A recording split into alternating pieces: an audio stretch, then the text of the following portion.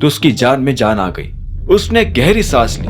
वह बेहतर महसूस कर रहा था और वो जानता था कि रात भर की नींद उसकी हालत और ठीक कर देगी। अभिनव ने जैसे ही घर का दरवाजा खोला तो उसे अंदर से कुछ लोगों की जोर से हंसने की आवाजें आई। अभिनव अंदर आया तो उसने देखा कि शर्मिला, राजीव, अनन्या और चिराग साथ बैठकर डिनर कर रहे थे। ये देखकर अभिनव को शक हुआ। उसे समझ नहीं आया कि ये लोग इतनी देर रात को डिनर क्यों कर रहे हैं। फिर जब अभिनव ने चिराग को देखा तो उसे और ज्यादा जलन होने लगी। ना सिर्फ चिराग ने टेबल पर अभिनव की जगह ले ली थी, बल्कि उसने अनन्या को भी अपने ठीक पास में बैठा लिया था। इससे पहले कि अभिनव आगे बढ़ता, चिराग ने हंसते हुए कहा, मुझे तो यहाँ आना बहुत पसंद है आंटी, और आप लोग चाहे तो मैं तो यहाँ हर रोज आ सकता हूँ, लेकिन यह आपकी बेटी का जो पति है ना, उसे देखकर मेरा मूड खराब हो जाता है। इस पर शर्मिला ने जवाब दिया, चिंता मत करो, इन दोनों का जल्दी डाइवोर्स होने वाला है। शर्मिला के मुंह से ये बात सुनकर अनन्या भी मुस्कुराने की कोशिश कर रही थी। चिराग ने कहा, अरे वाह, ये तो बहुत अच्छी बात है, और अनन्या की तरफ देखकर मुस्कुराते हुए आंख मारने लगा। वो जिस तरह से अनन्या को देख रहा था, अनन्या उससे परेशान हो रही थी। अनन्या ने अपनी नजर नीचे कर ली थी, फिर भी चिराग उसे देखे जा रहा था।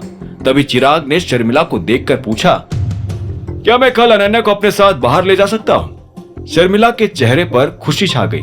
उसने उछलते हुए कहा, हाँ, क्या बात कही है तुमने, बिल्कुल ले जा सकते हो। हेलो।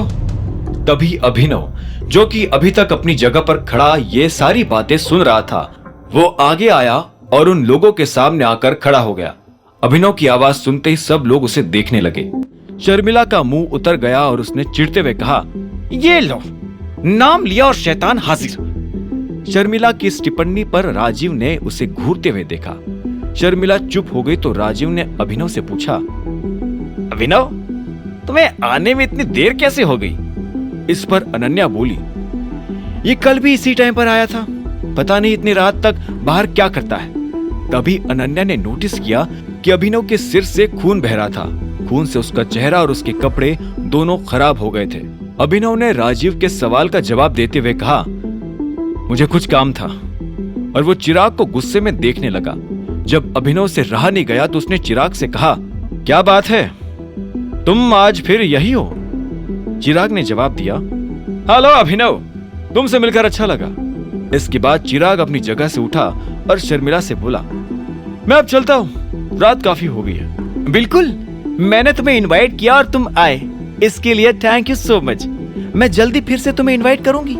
हमने जो प्लान बनाया है उसे भूलना मत, इससे अपना ही घर समझना। शर्मिला के मुंह से ये बात सुनकर अभिनव का दिमाग खराब हो गया। चिराग अपने मन से यहाँ नहीं आया था, बल्कि उसे बुलाया गया था। शर्मिला अपनी ही बेटी का घर बर्बाद करने पर तुली हुई थी। बिल्कुल आंटी, आप तो मेरी माँ जैसी है, आप जब बुलाएंगी मैं तब चला आऊंगा। चिराग ने यह मुस्कुराते हुए कहा और अभिनव को देखने लगा। अभिनव को उसके शब्दों के पीछे का मतलब समझ में आ रहा था। उसका मन तो कर रहा था कि वो चिराग का सिर फोड़ दे, लेकिन उससे पहले ही चिराग वहां से निकल गया। अनन्या और शर्मिला भी उसे छोड़ने के लिए उसके पीछे पीछे चल पड़े। शर्मिला ने दरवाजे पर खड़े होकर चिराग से कहा, तुम्हें पता है अगले हफ्ते अनन्या का बर्थडे है। ये सुनते ही अनन्या शर्मिला को घूर कर देखने लगी। उसके लिए यह सब बहुत ज्यादा एम्बैरेसिंग होते जा रहा था। तभी चिराग ने मुस्कुराते हुए कहा, वैसे तो मुझे पता था, और फिर से याद दिलाने के लिए थैंक यू। ये सुनकर शर्मिला खुशी से चीख पड़ी और अनन्या को देखते हुए बोली, अरे इसे तो पहले से पता था, इसे कहते हैं असली जेंटलमैन। अभिनव, जो कि पीछे खड़ा होकर ये सब सुन रहा था, उसने हताशा में अपना सिर हिला दिया। पति के सिर से खून बह रहा था और पत्नी और सास को जन्मदिन मनाने की पड़ी थी। अभिनव अगर और थोड़ी देर उनकी बातें सुनता तो उसे फिर से चक्कर आने लगते। उसे नींद की जरूरत थी और ऐसे में वो सीधा अपने कमरे की तरफ बढ़ने लगा। सोने से पहले जैसे तैसे अभिनव ने शॉवर लिया ताकि उसका घाव साफ हो जाए।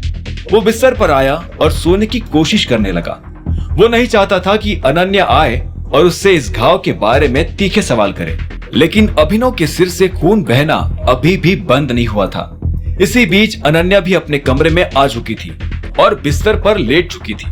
वो देख रही थी कि अभिनव के सिर से अभी भी खून बह रहा था। आगे की कहानी जानने के लिए देखें अगला एपिसोड सिर्फ पॉकेट एफएम के YouTube चैनल पर। और द रिटर्न ऑफ टाइगर के सारे एपिसोड्स को सुनने के लिए डिस्क्रिप्शन में दी लिंक से डाउनलोड करें पॉकेट FM ऐप।